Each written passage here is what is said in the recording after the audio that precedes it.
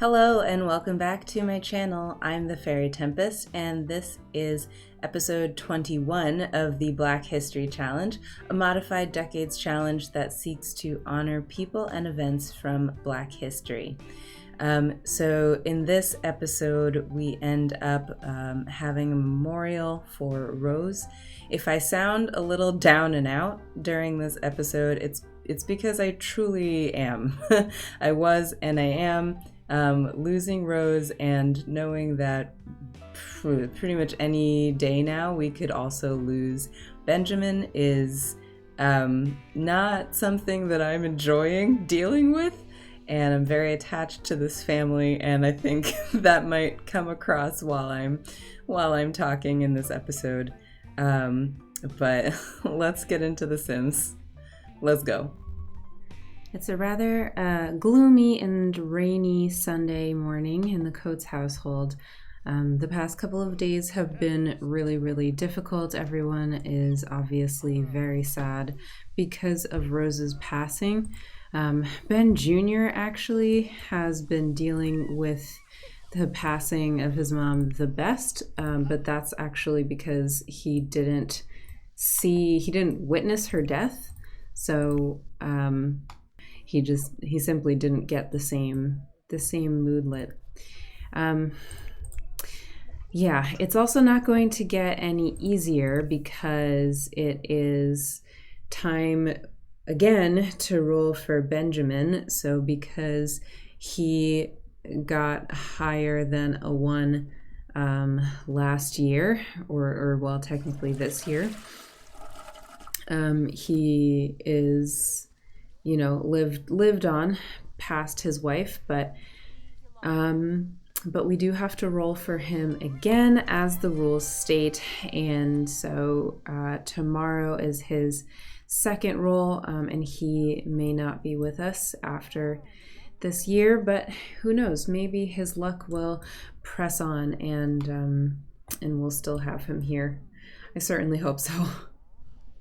We do actually have some good news though. So after 33 years, the Coates family has paid off their loans for their and totally paid off their sharecropping debts, which means that they are in a financial position to buy their own land and buy their own home. And Ben Jr. in particular has been itching to start a new career, sort of get out of agriculture in general. And I am thinking we might actually put the Coateses in a brand new household. So in the 1900s, and really as we get closer to the 1910s, a lot of African Americans, a lot of Black people in America started migrating north and also to the Midwest, looking for opportunities for work and just for a different life, a different scenery. And so I think with everything that Ben Jr. has studied and with everything that he's worked towards, and especially with all of the huge industrial strides that were made in the country at the same time, I think the move would make a lot of sense. So we are gonna sort of see where the next couple of years take us. This has been difficult for everyone in the family, but especially Josie and James, which presents a bit of a difficult opportunity for me. I was really hoping to encourage James and Josie to get married, but with all the passings in the family, it has been very, very difficult for them to sort of muster the desire to do anything. This has been hitting everyone really, really hard. Our big sister Alma has come to visit, so Josie and her are having a sisterly moment, and Josie is confiding in her a little bit, having a deep personal conversation. and sort of discussing their shared sadness. This is something that Josie would have normally turned to her sister too, you know, in a moment where everything is uncertain and depressing. And I think being able to have this time together as a family is so important, because as you can see, emotions are running really strong, and because everyone is so close, they also have that shared sadness, and so it's all sort of magnified, because they're all in course quarters dealing with the same difficult situation. James and Josie have ended up, as they so often do, at the local bar that's a converted barn in the area, and they have pretty much always come here to kick back and be with other Sims their age. So this, I think, would be maybe unusual behavior for a young lady of this time, but you know, I think that this also makes sense for Josie. Like, she's, I don't know, I feel like she doesn't really follow the rules, in a sense. she kind of just does her own thing. She always has. She's very like her sister in that way. So she and her brother just kind of come here to hang out and relax and have some fun. It looks like the drinks and the atmosphere are working on James for the moment, so he is in a pretty good mood right now. He's got Sims that he likes nearby. He's got a little bit of a buzz, cozy fire. He's got sort of like a mindfulness going on, because he wrote in his journal about his mom's passing. Oh, but Noelle is leaving. Okay. Alright, well, I was going to try and spend some time with her, but looks like that's off the table. So we'll just spend time with our cousin, I guess. Alright, once again, we have reached the day of Benjamin's second death roll. So we will get that set up and see what his odds are this year.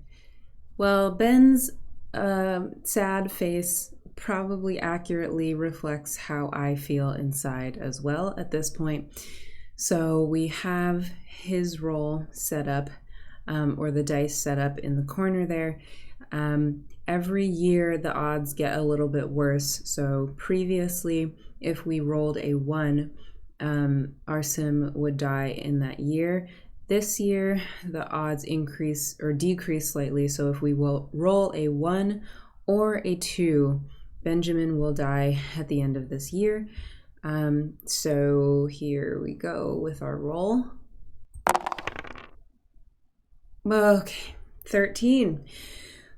So Benjamin is living yet another year, and that's it. That's it. We're just gonna keep doing this next year, I guess. So since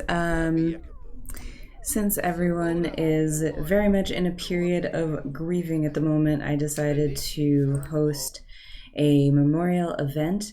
I'm not sure how many of the interactions we'll be able to do, since we already released Rose's spirit to the netherworld, but I think it'll be good for the family and extended family to get together and at least be able to provide some comfort to one another.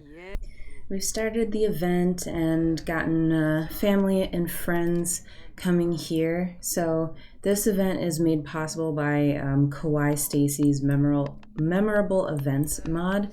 This is the Day of Grieving, and as you can see, the immediate family is labeled as the grieving, and then everyone else is friends and family.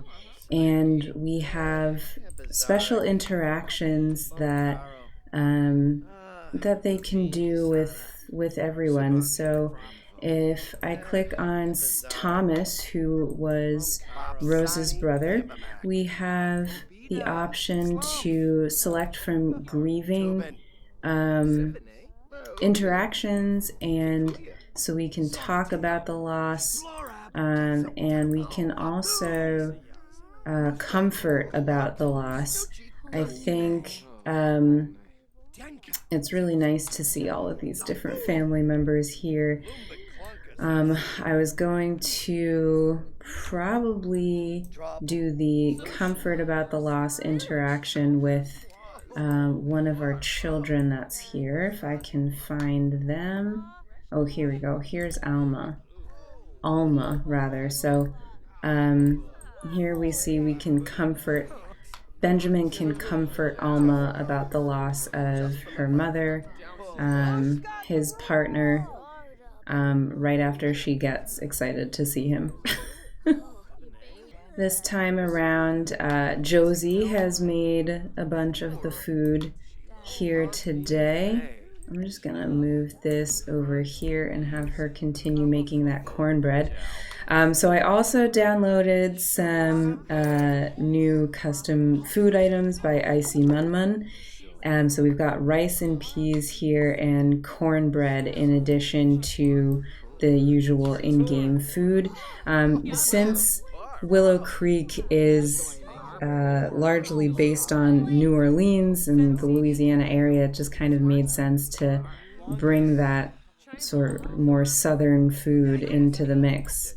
I'm gonna see if I can have Stephanie change this toddler's diaper, and since with everything going on, I am going to continue to get Isaiah acquainted with his cousins. So this is Alma's son, that is about his age, maybe a couple years older, and I want to make sure that the cousins always get to know each other. Isaiah, why don't you introduce yourself to Addie as well? This is James Jr. This is Rose's younger brother. He was born immediately after her. And Ben Jr., I'm going to have talk to him, sort of discuss everything that he's been up to, and also comfort James Jr. on the loss of his sister. They do now get this moodlet. It looks like you are truly missed, from grieving and a shared sadness with those around him. With the last few moments here, Ben Jr. is sort of trying to celebrate Rose's life. He's bringing up the good memories and remembering the good times, and trying to make this as much of a celebration as it is a memorial, because I think that's sort of what these events are all about. Is just sort of making sure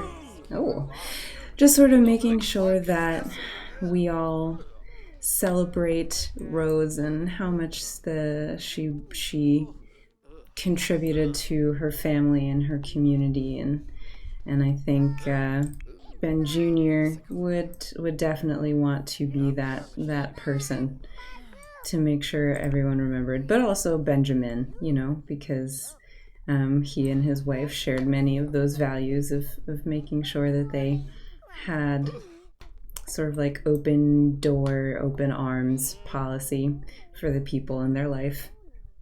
This is so sweet. So Isaiah now has a moodlet called I Will Always Love You. Eventually everything becomes less painful when you're left with amazing memories. And that honestly makes me feel so nice. Oh my goodness, that warms my heart and kind of makes me want to cry at the same time, because that's exactly what I was hoping for, that this would bring some of the family closure and help them remember all of the wonderful things and the wonderful memories and such that they were able to create with Rose.